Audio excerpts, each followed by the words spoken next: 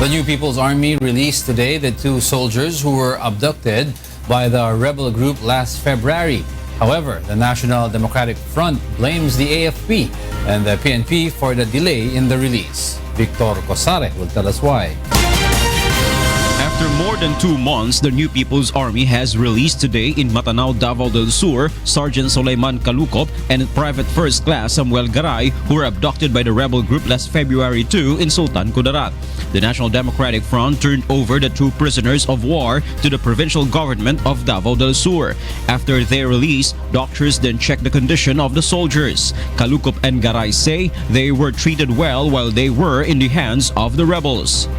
Gi kami sa sityo, lamalis nga detachment nga mga asainan kanang pagbaba na mo, wala may kabalo nga nanay nagaran sa mga NPA. Mao to nga nideklara sila o mga NPA ni mao nang wala namin nakalihok o wala namin nakabuhat og daotang lihok, mao to nga dalamin nila sa bukid. The soldiers' wives were among the first to welcome them.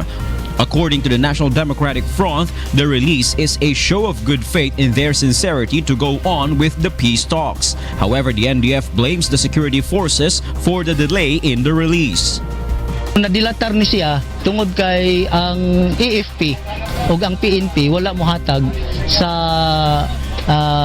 gipangayo sa NDF o sa third party facilitators nga mo issue og suspension of offensive military operations, no, o suspension of police operations para sa luwas og hapsay nga pagbuhi sa duha ka hineriso.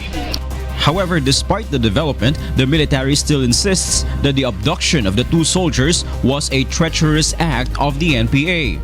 So remember that they were abducted, they were unarmed, and they were doing administrative activities for their supposed re-enlistment in the regular force.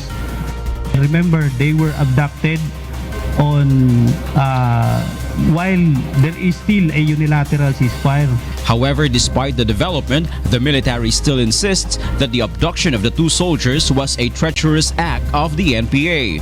Meanwhile, the rebel group is still holding 2 other captives, namely PO2 Jerome Anthony Natividad and Private First Class Edwin Salan.